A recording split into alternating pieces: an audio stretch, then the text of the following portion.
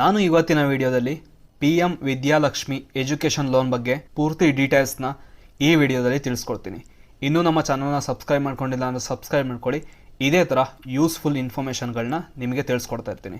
ಈ ವಿಡಿಯೋದಲ್ಲಿ ನಾನು ಏನೇನು ಕವರ್ ಮಾಡ್ತೀನಿ ಅಂದರೆ ಈ ಸ್ಕೀಮ್ ಏನು, ಈ ಸ್ಕೀಮ್ ರಿಲೇಟೆಡ್ ಎಲ್ಲ ಇನ್ಫೋ ಹೇಳ್ತೀನಿ, ಮತ್ತು ಯಾರ್ಯಾರೆಲ್ಲ ಅಪ್ಲೈ ಮಾಡ್ಬೋದು, ಯಾವ ಕಾಲೇಜಲ್ಲಿ ಓದ್ತಿದ್ರೆ ಅಪ್ಲೈ ಮಾಡ್ಬೋದು, ಏನು ಡಾಕ್ಯುಮೆಂಟೇಷನ್ ಬೇಕು, ನಿಮಗೆ ಎಷ್ಟು ಸಬ್ಸಿಡಿ ಸಿಗುತ್ತೆ, ಆ ಸಬ್ಸಿಡಿಗೆ ಏನು ಎಲಿಜಿಬಿಲಿಟಿ, ಮತ್ತು ಸ್ವಲ್ಪ ಕಾಮನ್ Q&A ಕ್ವಶನ್ಸ್, ಮತ್ತು ಈ ಲೋನ್ನ ನಾನು ಹೇಗೆ ತಗೊಂಡೆ, ಈ ಎಲ್ಲ ಟಾಪಿಕ್ಗಳನ್ನು ನಾನು ಈ ವಿಡಿಯೋದಲ್ಲಿ ಕವರ್ ಮಾಡ್ತೀನಿ.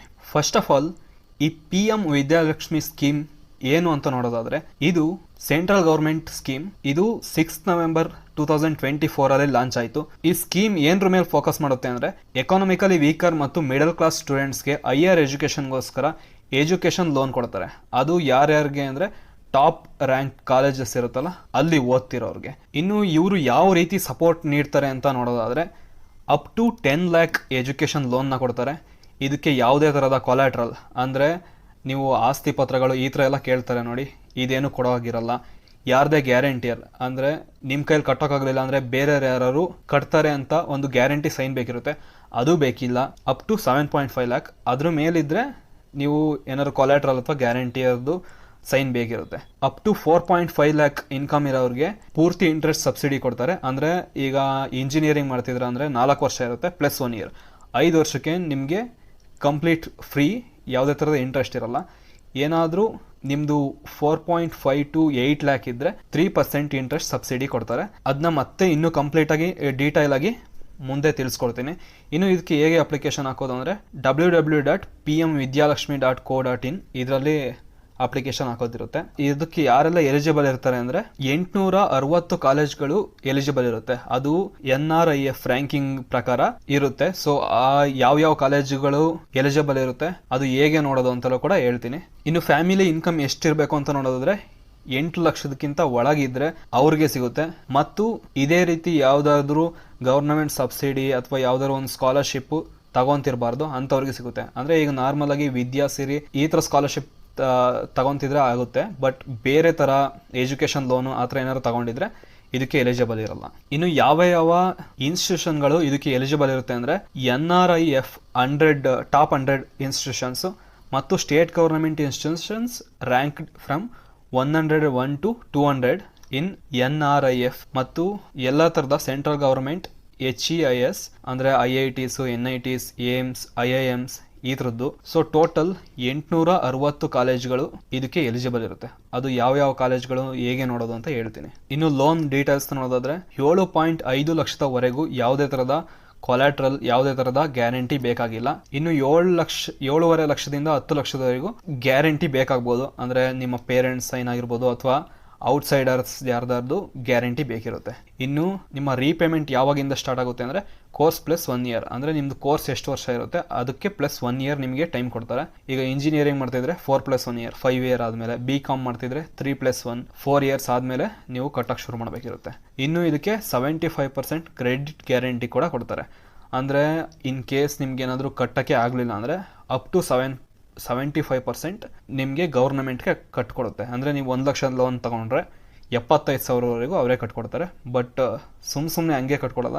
ಏನಾದರೂ ನಿಮಗೆ ಆಗಲೇ ಇಲ್ಲ, ಲೈಕ್ ಏನಾದರೂ ಪ್ರಾಬ್ಲಮ್ ಆಗಿ ನಿಮ್ಮದು ಅದು ವ್ಯಾಲಿಡ್ ಇದ್ರೆ ಅಷ್ಟೇ ಅವರು ಕಟ್ಕೊಡ್ತಾರೆ, ಇಲ್ಲಾಂದರೆ ಇಲ್ಲ. ನೀವು ಯಾವ ಫೀಸ್ಗೆ ಈ ಲೋನ್ನ ತಗೋಬೋದು ಅಂತ ನೋಡೋದಾದರೆ, ಈಗ ಕಾಲೇಜ್ ಅಥವಾ ಹಾಸ್ಟೆಲ್ ಫೀಸ್ ಆಗಿರ್ಬೋದು, ಇನ್ನು ಲೈಬ್ರರಿ ಅಥವಾ ಲ್ಯಾಬೊರೇಟರಿ ಫೀಸ್, ಮತ್ತು ಟ್ರಾವೆಲ್ ಎಕ್ಸ್ಪೆನ್ಸಸ್ ಏನಾದ್ರು ಇದ್ದರೆ, ಲೈಕ್ ಈಗ ಫ್ಲೈಟ್ ಚಾರ್ಜಸ್ ಆ ಥರ ಏನಾದ್ರು ಇರುತ್ತಲ್ಲ ಅದು, ಬುಕ್ಸು, ಇಕ್ವಿಪ್ಮೆಂಟ್ಸ್, ಇನ್ಸ್ಟ್ರೂಮೆಂಟ್ಸ್, ಯೂನಿಫಾರ್ಮ್ ಇದನ್ನೆಲ್ಲ ತಗೊಳಕಿರ್ಬೋದು, ನಿಮ್ಗೇನಾದ್ರು ಲ್ಯಾಪ್ಟಾಪ್ ತಗೊಳಕಿರ್ಬೋದು, ಈ ಥರ ಎಲ್ಲದಕ್ಕೂ ನೀವು ಈ ಲೋನ್ನ ತಗೋಬೋದು. ಬಟ್ ಇದಕ್ಕೆಲ್ಲದಕ್ಕೂ ಪ್ರೂಫ್ ಬೇಕಿರುತ್ತೆ. ಇನ್ನು ನೀವೇನಾದರೂ ಕಾಲೇಜ್ ಹಾಸ್ಟೆಲ್ ತಗೊಂಡ್ರೆ ಆಚೆ ಕಡೆ ತಗೊಂಡಿದ್ರೆ, ಏನಾದ್ರು ಅದು ರೀಸನಬಲ್ ಲಾಡ್ಜಿಂಗ್ ಅಥವಾ ಬೋರ್ಡಿಂಗ್ ಆಗಿದ್ರೆ ಅದನ್ನು ಕೂಡ ನೀವು ತಗೋಬೋದು. ಈ ಲೋನ್ ತಗೊಳೋಕೆ ಏನೇನು ಡಾಕ್ಯುಮೆಂಟ್ಸ್ ಬೇಕಾಗುತ್ತೆ ಅಂತ ನೋಡೋದಾದ್ರೆ KYC ಡೀಟೇಲ್ಸ್ ಅಂದರೆ ಆಧಾರ್ ಕಾರ್ಡ್ ಬೇಕಿರುತ್ತೆ ಅಥವಾ ಪಾನ್ ಕಾರ್ಡ್ ಮತ್ತು ಅಡ್ರೆಸ್ ಪ್ರೂಫ್ ಬೇಕಿರುತ್ತೆ. ಇನ್ನು ಅಕಾಡೆಮಿಕ್ ರೆಕಾರ್ಡ್ಸ್ ಅಂದರೆ ನೀವು ಫಸ್ಟ್ ಇಯರ್ ತಗೋಬೇಕಾದ್ರೆ ನಿಮ್ಮದು ಕಾಲೇಜ್ ಅಡ್ಮಿಷನ್ ಆಗಿರ್ತಿರಲ್ಲ ಅದು, ಮತ್ತು ಫೀ ಸ್ಟ್ರಕ್ಚರ್ ಬೇಕಿರುತ್ತೆ. ಇನ್ನು ಸೆಕೆಂಡ್ ಇಯರಿಂದ ನಿಮ್ಮದು ಲೋನ್ ಅಮೌಂಟ್ ಸ್ಯಾಂಕ್ಷನ್ ಆಗೋಕ್ಕೆ ನಿಮ್ಮದು ಪ್ರೀವಿಯಸ್ ಇಯರ್ ಮಾರ್ಕ್ಸ್ ಕಾರ್ಡ್ಸು ಅದನ್ನೆಲ್ಲ ಕೇಳ್ತಾರೆ. ಇಲ್ಲೂ ಕೂಡ ನಿಮ್ಮದು ಈಗ ಡಿಗ್ರಿಗೆ ಹೋಗಬೇಕು ಅಂದರೆ 12th 10th ಅದ್ರ ಮಾರ್ಕ್ಸ್ ಕಾರ್ಡ್ ನೋಡ್ತಾರೆ.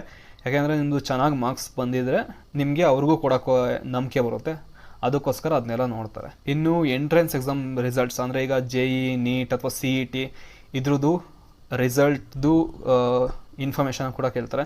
ಯಾಕೆಂದರೆ ಅಲ್ಲಿ ನಿಮ್ಮದು ಎಷ್ಟು ರ್ಯಾಂಕಿಂಗ್ ಬಂದಿರುತ್ತೆ ಅದು ಕೂಡ ಇಂಪಾರ್ಟೆಂಟ್ ಆಗುತ್ತೆ. ಇನ್ನು ಅಡ್ಮಿಷನ್ ಲೆಟರು ಮತ್ತು ಫೀಸ್ ಸ್ಟ್ರಕ್ಚರ್ ಬೇಕಿರುತ್ತೆ ಕಾಲೇಜ್ದು. ನೀವು ಕಾಲೇಜಲ್ಲಿ ಹೋಗಿ ಕೇಳಿದ್ರೆ ಕೊಡ್ತಾರೆ, ಪೂರ್ತಿ 4 ವರ್ಷದ್ದು ಹಾಸ್ಟೆಲ್ ಫೀಸ್ ಎಷ್ಟಿರುತ್ತೆ, ಲ್ಯಾಪ್ಟಾಪು ಅದನ್ನೆಲ್ಲ ಸೇರಿಸ್ಬಿಟ್ಟೆ ಕೊಡ್ತಾರೆ. ಇನ್ಕಮ್ ಸರ್ಟಿಫಿಕೇಟು ಬೇಕಿರುತ್ತೆ, ಯಾಕೆಂದರೆ ಇಲ್ಲಿ ನೀವು ನೋಡ್ತಾ ಇರ್ಬೋದು ಸಬ್ಸಿಡಿ ಎಲ್ಲ ಸಿಗುತ್ತೆ ಇದಕ್ಕೆ, ಆ ಸಬ್ಸಿಡಿ ಬಗ್ಗೆ ಹೇಳ್ತೀನಿ. ಸೊ ಅದಕ್ಕೋಸ್ಕರ ಇನ್ಕಮ್ ಸರ್ಟಿಫಿಕೇಟ್ ಬೇಕಿರುತ್ತೆ. ಇನ್ಸ್ಟಿಟ್ಯೂಷನ್ ಸರ್ಟಿಫಿಕೇಟ್ಗಳು ಕೂಡ ಬೇಕಿರುತ್ತೆ. ನಿಮಗೆ ಇಂಟ್ರೆಸ್ಟ್ ಸಬ್ಸಿಡಿ ಕೂಡ ಸಿಗುತ್ತೆ, ಅದು ಕೋರ್ಸ್ ಪ್ಲಸ್ 1 ಇಯರ್. ಅಂದರೆ ಈಗ ಇಂಜಿನಿಯರಿಂಗ್ ಮಾಡ್ತಿದ್ರೆ 4+1 ಇಯರ್ 5 ಇಯರ್ಸ್ ತನಕ ನಿಮಗೆ ಯಾವುದೇ ಥರದ ಇಂಟ್ರೆಸ್ಟ್ ಬೀಳಲ್ಲ. ಇಂಟ್ರೆಸ್ಟ್ ಬಿದ್ರೂ ಕೂಡ ಅದು ಗವರ್ನಮೆಂಟ್ಗೆ ಕಟ್ಕೊಡುತ್ತೆ, ನೀವೇನು ಕಟ್ಟೋದು ಬೇಕಾಗಿರಲ್ಲ ಅದಕ್ಕೆ. ಬಟ್ ಅಪ್ಲೈ ಎಲ್ಲ ಮಾಡಬೇಕಿರುತ್ತೆ, ಅದನ್ನು ನೀವು ಬ್ಯಾಂಕಲ್ಲಿ ಲೋನ್ ತಗೋಬೇಕಾದ್ರೆ ವಿಚಾರಿಸಿದ್ರೆ ಗೊತ್ತಾಗುತ್ತೆ.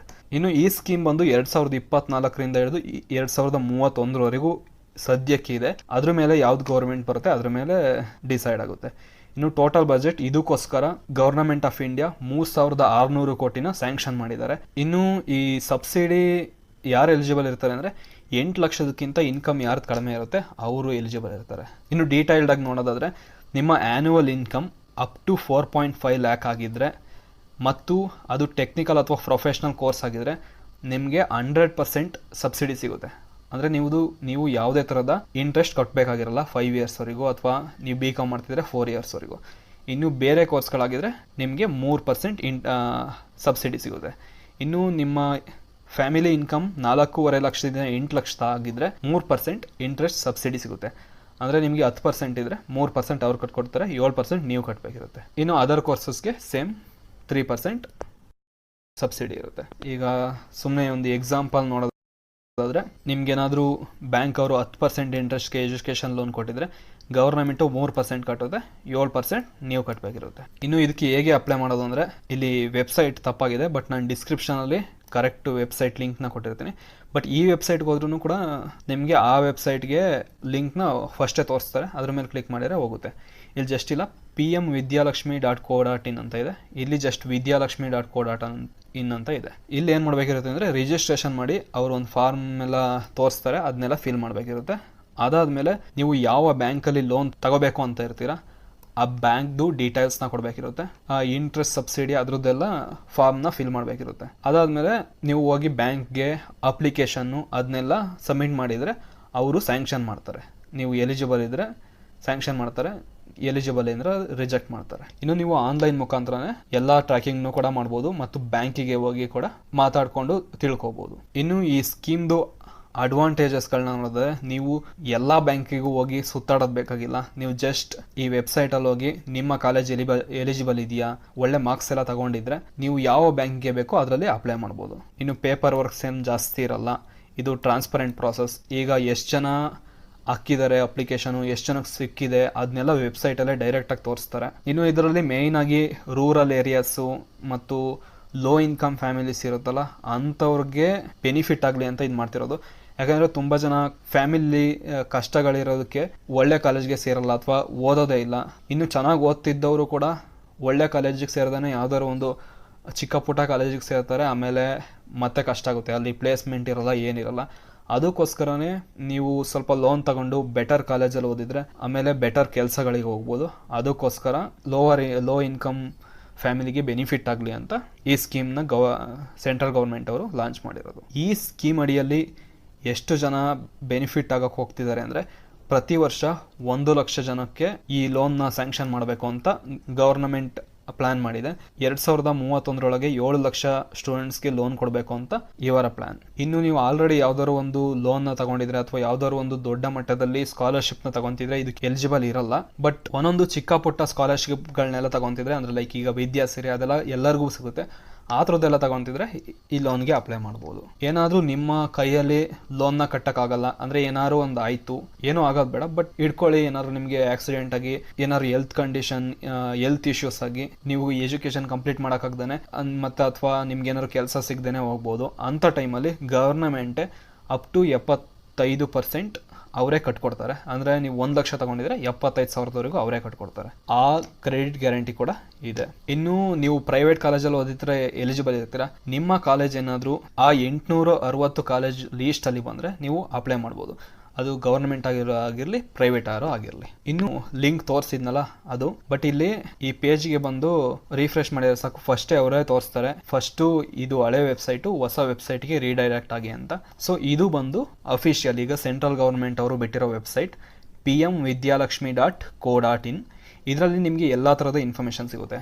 ಇಲ್ಲಿ student login, bank login, minister login ಈ ಥರ ಎಲ್ಲ ಇರುತ್ತೆ. ನೀವೇನಾದ್ರು ಅಪ್ಲಿಕೇಶನ್ ಆಗಬೇಕು ಅಂದರೆ ಸ್ಟೂಡೆಂಟ್ ಲಾಗಿನ್ ಮೇಲೆ ಹೊಡೆದ್ವು ಎಲ್ಲ ಡೀಟೇಲ್ಸ್ನ ಫಿಲ್ ಮಾಡಿ ಬ್ಯಾಂಕ್ಗೆ ಅಪ್ಲಿಕೇಶನ್ ಸಬ್ಮಿಟ್ ಮಾಡಿದ್ರೆ ಸಾಕು. ಬ್ಯಾಂಕ್ ಅವರು ನಿಮ್ಮ ಅಪ್ಲಿಕೇಶನ್ ಎಲ್ಲ ನೋಡ್ಬಿಟ್ಟು ನೀವು ಎಲಿಜಿಬಲ್ ಇದ್ದರೆ ನಿಮಗೆ ಲೋನ್ ಅಮೌಂಟ್ನ ಸ್ಯಾಂಕ್ಷನ್ ಮಾಡ್ತಾರೆ. ಈಗ ನೀವು ಅಪ್ಲಿಕೇಶನ್ ಹಾಕಬೇಕಾದ್ರೆ ನಿಮಗೆ ಎಷ್ಟು ಗೊತ್ತಿದೆ ಅಷ್ಟನ್ನ ಹಾಕಿ. ನಿಮಗೆ ಅಪ್ಲಿಕೇಶನ್ ಹಾಕೋದ್ರಲ್ಲಿ ಎಕ್ಸಾಕ್ಟ್ ಗೊತ್ತಾಗಲಿಲ್ಲ ಅಂದರೆ ನಿಮಗೆ ಅವರು ಬ್ಯಾಂಕ್ ಅವರೇ ನಿಮಗೆ ಹೆಲ್ಪ್ ಮಾಡ್ತಾರೆ. ಅಥವಾ ಬ್ಯಾಂಕ್ ಲಾಗಿನ್ ಆಗಿಬಿಟ್ಟು ಅವರು ಕೂಡ ನಿಮ್ಮ ಅಪ್ಲಿಕೇಶನ್ನ ಎಡಿಟ್ ಮಾಡ್ಬೋದು. ಸೊ ಡೋಂಟ್ ವರಿ, ನೀವು ಅಪ್ಲಿಕೇಶನ್ ಹಾಕಿ ಬ್ಯಾಂಕ್ಗೆ ಕಾಂಟ್ಯಾಕ್ಟ್ ಮಾಡೋದು ಅಷ್ಟೇ ನಿಮ್ಮ ಕೆಲಸ ಆಗಿರುತ್ತೆ. ಸೊ ಇಲ್ಲಿ ಏನು ಮಾಡಬೇಕು ಅಂದರೆ, ಈಗ ನಾನು ಇದಕ್ಕೆ ಅಪ್ಲಿಕೇಶನ್ ಹಾಕಿ ತೋರ್ಸೋಕ್ಕಾಗಲ್ಲ, ಯಾಕೆಂದರೆ ಇಲ್ಲಿ ಪರ್ಸ್ನಲ್ ಡೀಟೇಲ್ಸ್ ಎಲ್ಲ ಕೇಳುತ್ತೆ ಮತ್ತು ನಾನು ಸ್ಟೂಡೆಂಟ್ ಅಲ್ಲ. ಸೊ ಅದಕ್ಕೋಸ್ಕರ ಇದಕ್ಕೆ ನಾನು ಲಾಗಿನ್ ಮಾಡೋಕ್ಕಾಗಲ್ಲ. ನೀವು ಸ್ಟೂಡೆಂಟ್ ಆಗಿದ್ದರೆ ನೀವು ಜಸ್ಟ್ ಸ್ಟೂಡೆಂಟ್ ಲಾಗಿನ್ ಅಂತ ಕ್ಲಿಕ್ ಮಾಡಿಬಿಟ್ಟು ಫಸ್ಟ್ ಟೈಮ್ ಅಪ್ಲೈ ಮಾಡ್ತಿದ್ರೆ ಅಥವಾ ಅಕೌಂಟ್ನ ಕ್ರಿಯೇಟ್ ಮಾಡಿಲ್ಲ ಅಂದರೆ ಕ್ರಿಯೇಟ್ ಅಕೌಂಟ್ ಅಂತ ಇದೆಯಲ್ಲ ಇದ್ರ ಮೇಲೆ ಕ್ಲಿಕ್ ಮಾಡಿ. ಇಲ್ಲಿ ನಿಮ್ಮ name, mobile number, email ID, password ಇದನ್ನೆಲ್ಲ ಕೇಳುತ್ತೆ. ಇದನ್ನೆಲ್ಲ ಕೊಟ್ಬಿಟ್ಟು ಅಕೌಂಟ್ ಕ್ರಿಯೇಟ್ ಮಾಡ್ಕೊಳ್ಳಿ. ಅಕೌಂಟ್ ಕ್ರಿಯೇಟ್ ಮಾಡಿಕೊಂಡು ಇಲ್ಲಿ ಲಾಗಿನ್ ಆಗಿ ಆಮೇಲೆ ಅಪ್ಲಿಕೇಶನ್ ಫಾರ್ಮ್ ತೋರಿಸುತ್ತೆ. ಅಲ್ಲೇ ನಿಮ್ಗೆ ಜಾಸ್ತಿ ಡೀಟೇಲ್ಸಾಗಿ ಕೇಳಲ್ಲ. ನಿಮ್ಮ ಕಾಲೇಜ್ ಡೀಟೇಲ್ಸ್, ನೀವು ಯಾವ ಬ್ಯಾಂಕ್ ಹಾಕ್ತಿರ್ತೀರಾ, ನಿಮ್ಮ ಫೀ ಸ್ಟ್ರಕ್ಚರು ಮತ್ತು ಇನ್ಕಮ್ ಸರ್ಟಿಫಿಕೇಟು ಇದನ್ನೆಲ್ಲ ಅಪ್ಲೋಡ್ ಮಾಡೋಕ್ಕೆ ಕೇಳುತ್ತೆ. ಬಟ್ ನಾನು ಹೇಗೆ ತಗೊಂಡೆ ಅಂತ ಹೇಳ್ತೀನಿ, ಆಗ ನಿಮಗೆ ಒಂದು ಐಡಿಯಾ ಬರುತ್ತೆ ಹೇಗೆ ಈಸಿಯಾಗಿ ತಗೋಬೋದು ಅಂತ. So don't worry. ಇನ್ನು ಇಲ್ಲಿ ಕೆಳಗಡೆ ಬಂದು ನೋಡೋದಾದರೆ ಇಲ್ಲಿ ತೋರಿಸ್ತಾ ಇದೆ ನೋಡಿ, ರಿಜಿಸ್ಟ್ರೇಷನು, ಆಮೇಲೆ ಫಿಲ್ ದ ಫಾರ್ಮು, ಆ ಅಪ್ಲಿಕೇಶನ್ನ ತಗೊಂಡು ಬ್ಯಾಂಕಿಗೆ ಕೊಡೋದು ಅಷ್ಟೇ ಇರುತ್ತೆ. ಇಲ್ಲಿ ಡ್ಯಾಶ್ ಬೋರ್ಡ್ ನೋಡೋದಾದ್ರೆ ಇಲ್ಲಿ ತನಕ ಎಷ್ಟು ಅಪ್ಲಿಕೇಶನ್ಗಳು ಬಂದಿದೆ, 64,528. ಅಂದರೆ ಇದು ಈಗ ಜಸ್ಟ್ ನವೆಂಬರ್ 2024 ಲಾಂಚ್ ಆಗಿರೋದು. ಇನ್ನು ಹೊಸದಾಗಿ ಕಾಲೇಜ್ಗಳು ಇನ್ನೂ ಶುರುವಾಗಿಲ್ಲ. ಸೊ ಈ ಆಗಸ್ಟಿಂದ ಶುರು ಆಗೋದಲ್ವಾ, ಸೊ ಅದಕ್ಕೋಸ್ಕರ ಇನ್ನೂ ಅಪ್ಲಿಕೇಶನ್ಗಳು ಜಾಸ್ತಿ ಬಂದಿಲ್ಲ. ಬಟ್ ಇಲ್ಲಿ ತನಕ ಬಂದಿರೋದು ಎಷ್ಟು ಅಂದರೆ 64,528 ಅಪ್ಲಿಕೇಶನ್ನು. ಇಲ್ಲಿ ತನಕ ಆಲ್ರೆಡಿ 7,913 ಜನಕ್ಕೆ ಲೋನ್ನ ಸ್ಯಾಂಕ್ಷನ್ ಮಾಡಿದ್ದಾರೆ. ಇನ್ನು 31,415 ಸ್ಯಾಂಕ್ಷನ್ ಮಾಡೋಕ್ಕಿದ್ದಾರೆ. 7,971 ಅಪ್ಲಿಕೇಶನ್ಗಳು ರಿಜೆಕ್ಟ್ ಆಗಿದೆ. 11,104 ಜನಕ್ಕೆ ಮಾಡಬೇಕು ಅಂತ ಇದ್ದಾರೆ. ಸೊ ನೀವು ಅಪ್ಲೈ ಮಾಡ್ಬೋದು. ತುಂಬ ಜನಕ್ಕೆ ಕೊಡಬೇಕು ಅಂತ ಇದ್ದಾರೆ. ಇನ್ನು ಇಲ್ಲಿ ನೀವು ಮ್ಯಾಪ್ ವೈಸು ಎಲ್ಲೆಲ್ಲಿ ಎಷ್ಟೆಷ್ಟು ಜನಕ್ಕೆ ಸ್ಯಾಂಕ್ಷನ್ ಆಗಿದೆ ಅದನ್ನೆಲ್ಲ ನೋಡಬಹುದು. ನಾವು ಕರ್ನಾಟಕಕ್ಕೆ ನೋಡಿದರೆ ಟೋಟಲ್ ಅಪ್ಲಿಕೇಶನ್ 8,859. ಎಷ್ಟು ಅಮೌಂಟ್ಗೆ ಅವರು ಅಪ್ಲೈ ಮಾಡಿದ್ದಾರೆ, ಇನ್ನು ಎಷ್ಟು ಜನಕ್ಕೆ ಸ್ಯಾಂಕ್ಷನ್ ಮಾಡಬೇಕು, ಎಷ್ಟು ಜನಕ್ಕೆ ಸ್ಯಾಂಕ್ಷನ್ ಆಗಿದೆ, ಎಷ್ಟು ಜನದು ರಿಜೆಕ್ಟ್ ಆಗಿದೆ, ಆಲ್ರೆಡಿ ಎಷ್ಟು ಜನದ್ದು ಕ್ಲೋಸ್ ಆಗಿದೆ, ಅದೆಲ್ಲ ಡೀಟೇಲ್ಸ್ನು ಕೂಡ ಇಲ್ಲಿ ಕೊಡುತ್ತೆ. ಇನ್ನು PM ವಿದ್ಯಾಲಕ್ಷ್ಮಿದು ಕೀ ಪಾಯಿಂಟ್ಸ್ಗಳನ್ನ ಕೊಟ್ಟಿದ್ದಾರೆ, ಜನರಲ್ ಡೀಟೇಲ್ಸು. ಇಲ್ಲಿ ನೀವು ಬಂದ್ಬಿಟ್ಟು ಪೂರ್ತಿ ಡೀಟೈಲ್ಡ್ ಇನ್ಫಾರ್ಮೇಷನ್ ಈ PDF ಅಲ್ಲಿ ಕೊಟ್ಟಿದ್ದಾರೆ. ನಿಮಗೆ ಪಿನ್ ಟು ಪಿನ್ ಎಲ್ಲ ಕೂಡ ಅರ್ಥ ಆಗುತ್ತೆ ಈ ನೋಟಿಫಿಕೇಶನ್ನ ಓದಿದ್ರೆ. ಸೊ ಈ ನೋಟಿಫಿಕೇಶನ್ ಲಿಂಕ್ನು ಕೂಡ ನಾನು ಡಿಸ್ಕ್ರಿಪ್ಷನಲ್ಲಿ ಕೊಟ್ಟಿರ್ತೀನಿ, ಬೇಕಾದ್ರೆ ಡೌನ್ಲೋಡ್ ಮಾಡಿಕೊಂಡು ನೀವು ಅಪ್ಲೈ ಮಾಡೋದಿದ್ರೆ ನೋಡ್ಕೋಬೋದು. ಸಬ್ಸಿಡಿ ಬಗ್ಗೆ ಅದೆಲ್ಲ ಇನ್ಫಾರ್ಮೇಷನ್ ಕೊಟ್ಟಿದ್ದಾರೆ. ಓದೋಕೆ ಹೋಗ್ತಿರೋ ಕಾಲೇಜು ಎಲಿಜಿಬಲ್ ಇದೆಯೋ ಇಲ್ವೋ ಅಂತ ನೋಡೋಕ್ಕೆ ಇಲ್ಲಿ ಬಂದ್ಬಿಟ್ಟು ಇದ್ರ ಮೇಲೆ ಕ್ಲಿಕ್ ಮಾಡಿ, ಅಥವಾ ಇದ್ರ ಲಿಂಕ್ನ ಡಿಸ್ಕ್ರಿಪ್ಷನ್ನಲ್ಲಿ ಡೈರೆಕ್ಟಾಗಿ ಕೊಟ್ಟಿರ್ತೀನಿ. ಇಲ್ಲಿ ನೋಡ್ತಿರ್ಬೋದು dashboard.aishe.government.in ಈ ಪೇಜಿಗೆ ಬಂದು ನೋಡ್ಬೋದು. ಇಲ್ಲಿ ಬೇರೆ ಬೇರೆ ಯೂನಿವರ್ಸಿಟಿ ಲಿಸ್ಟ್ಗಳನ್ನೂ ಕೊಟ್ಟಿರ್ತಾರೆ ರ್ಯಾಂಕಿಂಗ್. ಬಟ್ ಇಲ್ಲಿ ಬಂದ್ಬಿಟ್ಟು ನೀವು PM ವಿದ್ಯಾಲಕ್ಷ್ಮಿ ಅದನ್ನ ನೋಡ್ಬೋದು.